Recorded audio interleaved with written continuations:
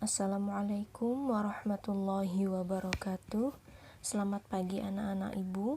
Bertemu kembali pada pertemuan keempat mata pelajaran Al-Quran Hadis bersama Ibu Latifah. Baiklah, pada pertemuan kali ini kita akan masuk kepada materi ketiga, yaitu menghindari pergaulan bebas dan perbuatan keji.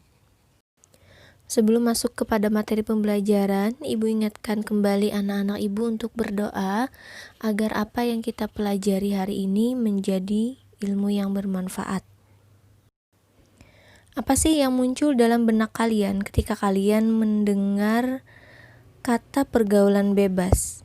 Yang tentunya kata-kata ini kan sangat erat dengan masa-masa remaja seperti kalian saat ini. Masa pencarian jati diri, ingin mencoba hal-hal yang baru, kemudian ditambah lagi dengan kemajuan teknologi yang semakin tidak terbendung. Apa saja bisa diakses sekarang melalui internet ya. Asal punya kuota saja, apa yang ingin kalian cari bisa kalian dapatkan hanya dengan mengetikkan keyword atau kata kunci pada laman pencarian. Nah, di sini ada beberapa hal yang berkaitan dengan pergaulan bebas, yaitu kenakalan remaja. Kenakalan remaja adalah salah satu hal atau salah satu faktor yang mempengaruhi adanya pergaulan bebas. Apa saja sih kenakalan remaja? Kalau kenakalan remaja ini kan bisa dikatakan secara umum ya, perbuatan-perbuatan yang muncul yang bisa menimbulkan dampak-dampak negatif ya, karena masa-masa remaja ini itu tadi masa-masanya rentan, masa-masa ingin diperhatikan oleh orang tua, ada juga yang minta diperhatikan oleh lawan jenis, ada yang sedang mencari apa sih sebenarnya dia itu mau apa, mau jadi seperti apa. Nah, ketika salah pergaulan, ketika salah asuhan, maka akan muncul kenakalan-kenakalan pada anak-anak remaja. Nah, kemudian yang termasuk pada kenakalan remaja juga adalah penyalahgunaan narkoba. Ya, karena itu tadi ya, karena remaja ini kan rasa ingin tahunya sangat tinggi. Mudah sekali terjerat, mudah sekali terjerumus. Makanya hati-hati sekali dalam memilih teman, karena kita sudah sering mendengar bahwa narkoba itu akan merusak masa depan. Narkoba itu dampaknya merusak tubuh, merusak pikiran, merusak akal, dan lain sebagainya. Kemudian yang paling berbahaya juga dari efek penggunaan narkoba adalah efek jangka panjangnya, bahwa orang yang sudah sekali saja mencoba narkoba, maka kemungkinan besar dia akan menjadi kecanduan atau ketergantungan. Nah, itu yang nantinya akan merusak ya, akan merusak diri seseorang, karena ketika dia sudah kecanduan, apapun akan dilakukan untuk mendapatkan apa yang dia inginkan. Misalnya tidak punya uang untuk membeli narkoba, dia akan berusaha dengan berbagai cara, entah mengambil dari orang tuanya atau mengambil dari temannya, apa saja yang bisa dijual, apa saja yang bisa diuangkan, maka dia akan berusaha untuk mendapatkan barang tersebut agar bisa dijual, kemudian dia bisa membeli narkoba dengan menggunakan uang tersebut ya. Kemudian salah satu dampak buruk dari kenakalan remaja yaitu adanya pergaulan bebas atau adanya seks bebas antara laki-laki dan perempuan. Kenapa dikatakan ini sangat buruk atau berbahaya? Karena pergaulan bebas atau seks bebas ini kan bisa menyebabkan hamil di luar nikah ya. Ini bisa disebabkan karena kurangnya seks edukasi atau edukasi tentang pemberian pengetahuan tentang seks itu sendiri. Nah, kita juga tidak boleh menganggap tabu ya.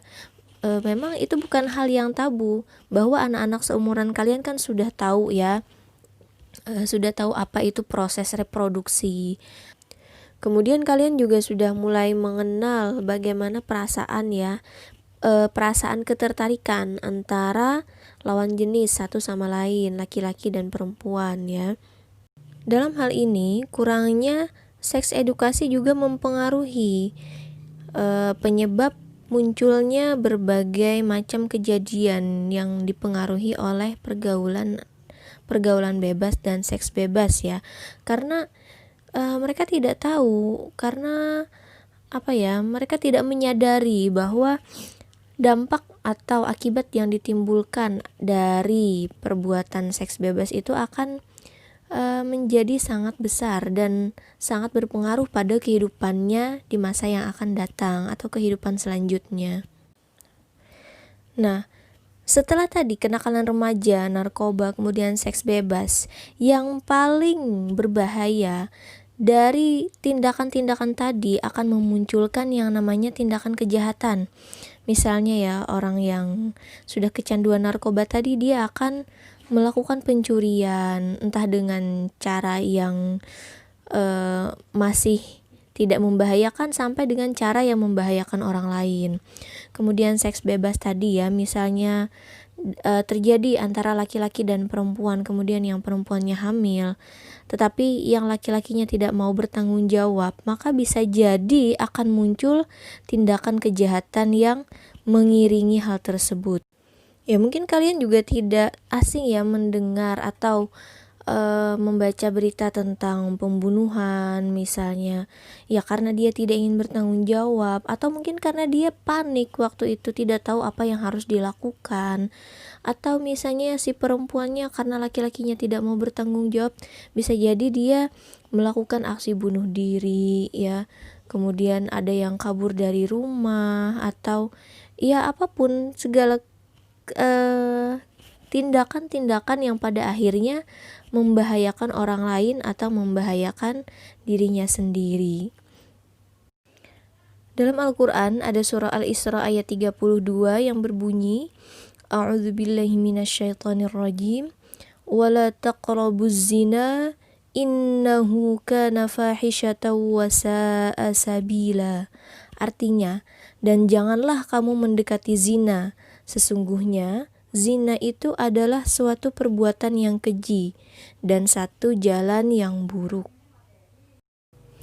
Ada dua pendapat ya tentang penjelasan ayat di atas. Yang pertama yaitu pendapat Imam Al-Qurtubi yang mengutip dari pendapat para ulama. Beliau menyatakan bahwa makna dari la taqrabuz zina itu adalah makna yang lebih dalam, yaitu jangan mendekati diartikan sebagai jangan berbuat. Sehingga hanya perbuatan zinanya saja yang dilarang, sedangkan perbuatan yang mengarah ke perbuatan itu tidak dilarang selama tidak terjadi perzinahan. Kemudian yang kedua adalah pendapat Imam Asy-Syaukani. Imam Asy-Syaukani mengatakan pelarangan zina di dalam Al-Quran didahului dengan pengantar kata janganlah kalian mendekati.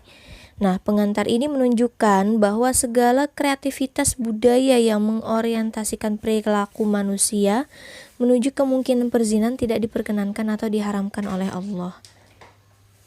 Nah, sehingga dimaknai bahwa mendekati hal-hal yang akan menjerumuskan kepada perzinaan itu dilarang.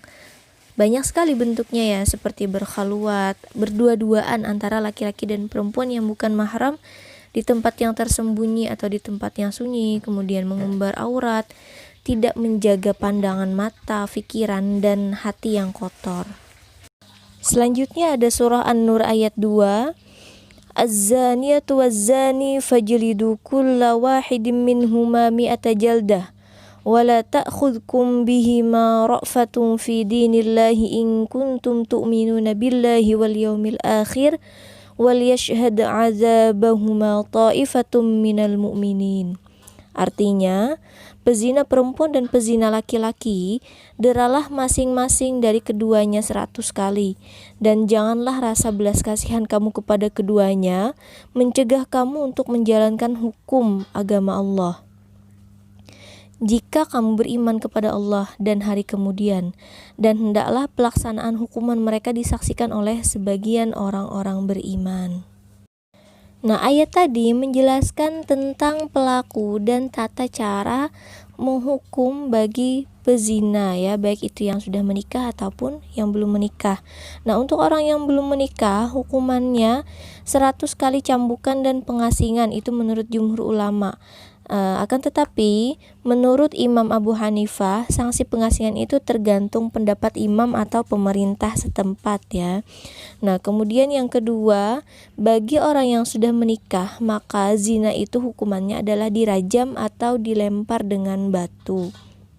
Kemudian ada hadis yang diriwayatkan oleh Bukhari dan Muslim.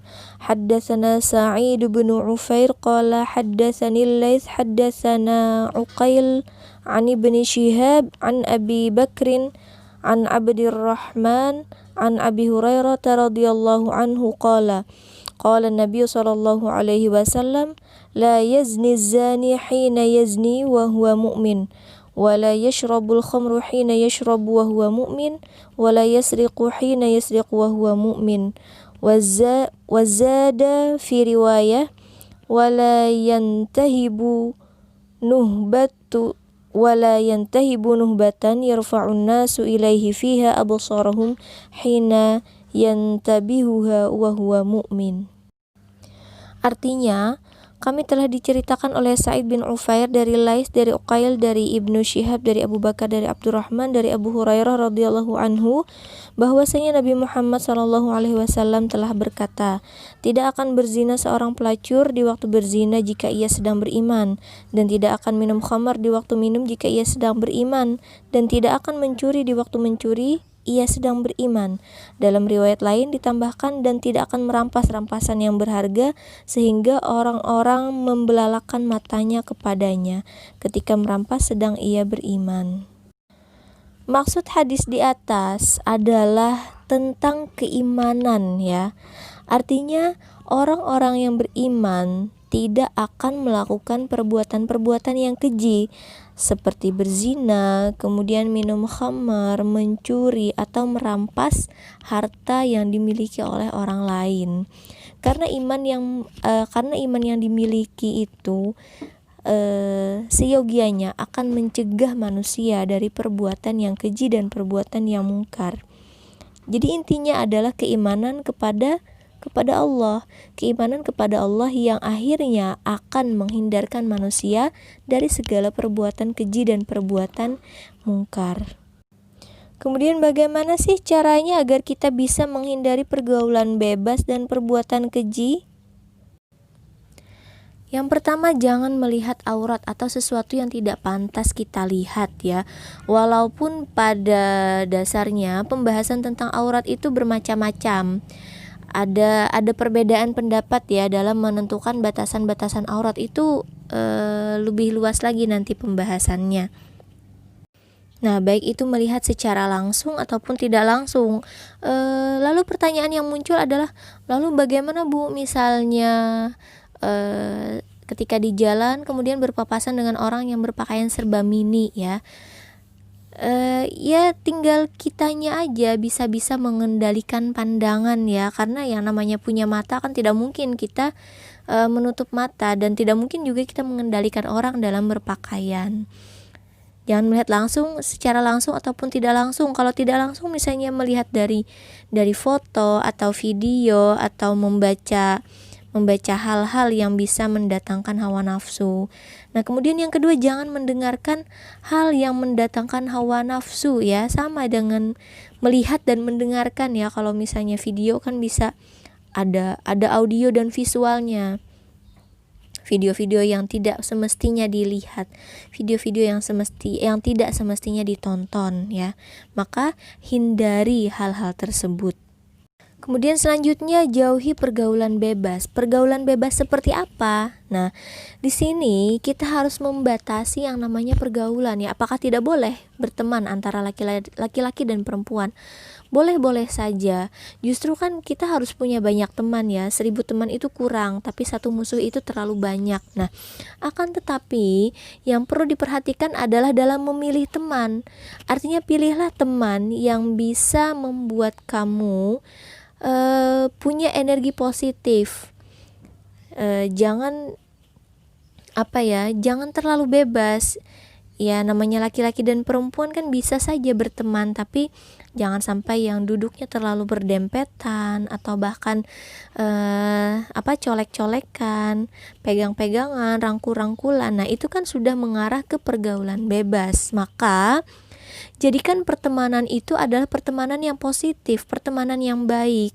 Misalnya kalian berteman, maka bertemanlah dengan baik, bertemanlah dengan memberikan sesuatu yang bermanfaat kepada teman kalian, sehingga pertemanan itu memang benar-benar bagus untuk kalian semua. Kemudian jangan berduaan dengan lawan jenis yang bukan mahram. Sebagaimana yang kita ketahui, ketika laki-laki dan perempuan yang bukan mahram sedang berdua, maka orang ketiganya adalah syaitan. Syaitan itu dia selalu bisa membujuk manusia selangkah demi selangkah, sejengkal demi sejengkal ya. Makanya ketika berduaan itu bisa bermacam-macam pikiran negatif akhirnya muncul. Nah, makanya untuk menghindari tadi, janganlah kalian berdua-duaan lawan jenis yang bukan mahram, karena itu akan mendatangkan sesuatu yang bisa saja berdampak negatif. Nah, baiklah anak-anak ibu, itu tadi penjelasan dari ibu tentang pergaulan bebas, tentang menghindari pergaulan bebas dan perbuatan keji. Semoga kita semua terhindar dari hal-hal yang buruk dan hal-hal yang negatif. Semoga pembelajaran hari ini bermanfaat. Jangan lupa tetap jaga kesehatan, pakai masker bila harus keluar rumah, cuci tangan pakai sabun, dan jangan berkumpul-kumpul dulu ya, jangan berkerumun dulu dengan orang-orang banyak. Terima kasih perhatiannya. Assalamualaikum warahmatullahi wabarakatuh.